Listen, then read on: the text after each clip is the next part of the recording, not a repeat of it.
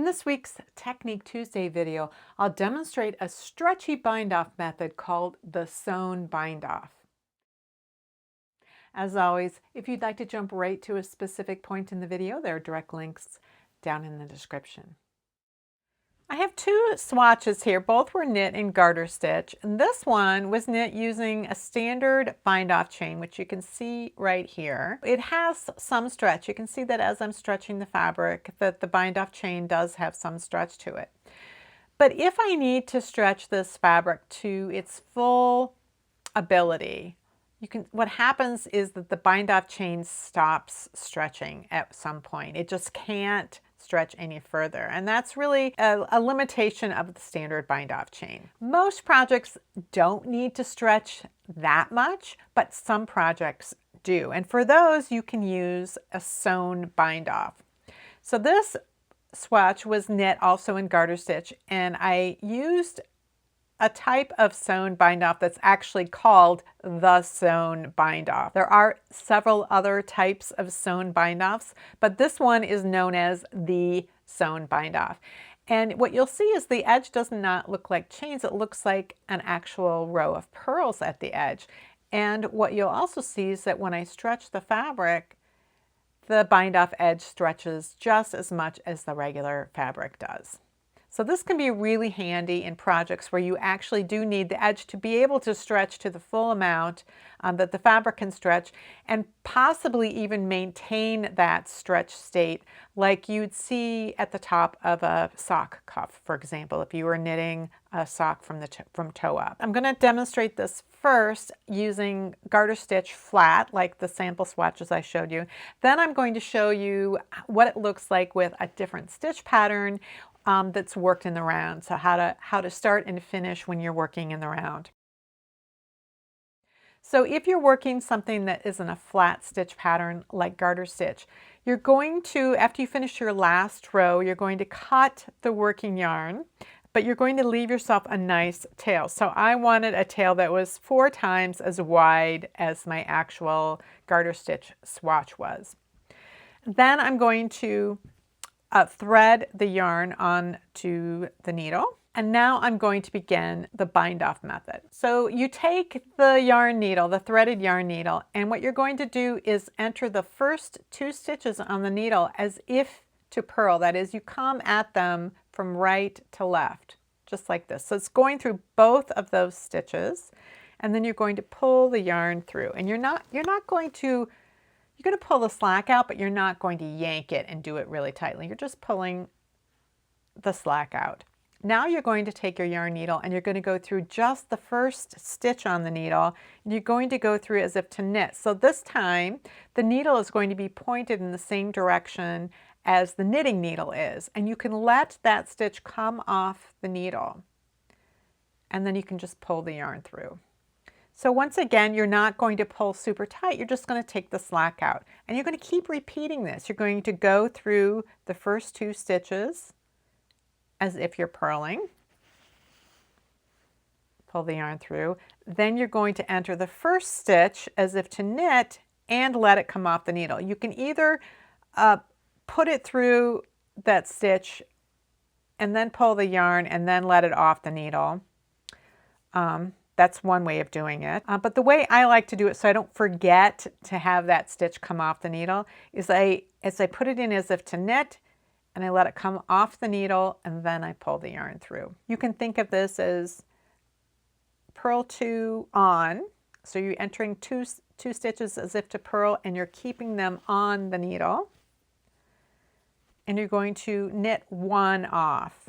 So it comes off the needle, and then you pull the yarn through. And this is just repeated all the way across the stitches. To finish, you go through these last 2 stitches, knit off,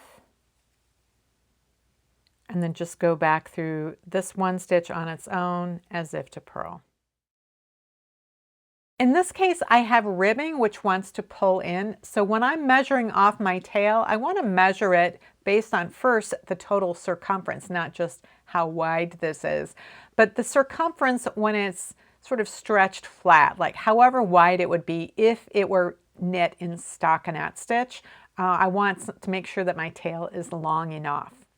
So I've threaded my yarn needle, and before I get started, what I want to do here is I want to hang a locking stitch marker on that first stitch, and we can just ignore it until the very end. We're going to start just as we started if we were knitting flat, but this time you'll see that the yarn is coming from the last stitch that was worked. It's not attached to this first stitch here, but that's okay. So it's attached here, and we're going to start here. So again, we're going to go through both of the first two stitches as if we are purling, and then we're going to go through the first stitch as if to knit. So we're going to knit it off and pull the yarn through.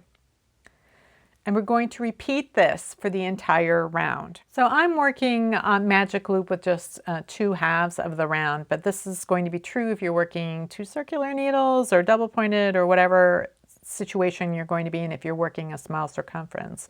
When you get to the end of a needle and you do purl through those 2, or go through those 2 as if to purl, and then come off this one as if to knit, you're going to need to transfer this stitch to the next needle. With magic loop, I can just pull this through, and then I'm ready to work on this, this half of the needle.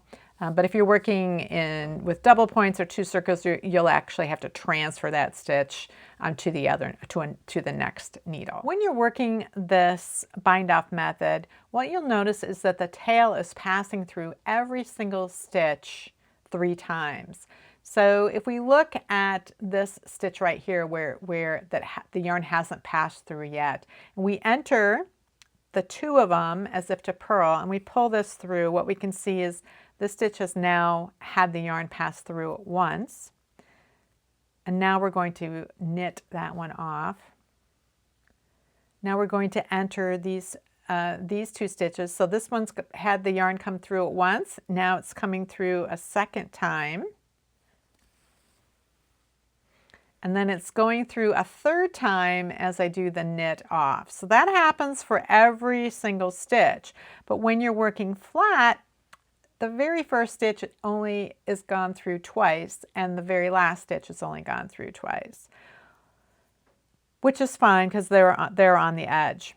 When you work in the round, the first stitch is gone through twice, once as if to purl, and then once when it's knit off. So when we finish the bind off, when we're working in the round, we're going to once again come through both of these stitches as if to purl. We're going to knit this one off.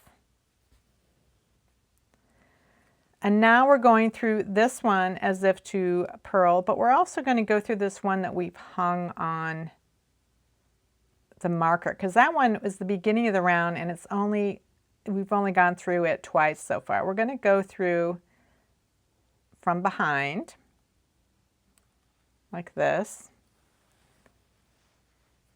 And then this last stitch left on the needle, we're going to knit it off. And that will have created every stitch in the round will have gone through 3 times, and we will have connected the end of the round to the beginning of the round. And now what you want to do is that when you weave this end in, you want it to come in this direction when you work it into the backs of the stitches. You don't want to pull it this way because that will cause the loop to come up. So you want to come this way and go through one of the stitches on the back before you weave it in the end. This bind off method is called the Sewn Bind Off and was first described by Elizabeth Zimmermann in her book, The Opinionated Knitter.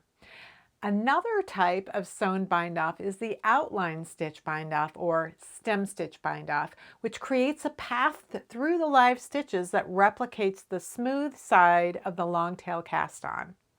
Another type of sewn bind off is the grafted or Kitchener bind off, which can be used on its own to finish knit one, purl one ribbing, or as the final step of the tubular bind off. I encourage you to knit up some swatches and experiment with each sewn bind off process to discover which one you like best with different stitch patterns. If you have any comments or questions about today's video or suggestions for videos you'd like to see in the future, you can leave those down in the comments below or join the discussion in my Ravelry group, Rocks. Thanks for watching, and I'll see you next week.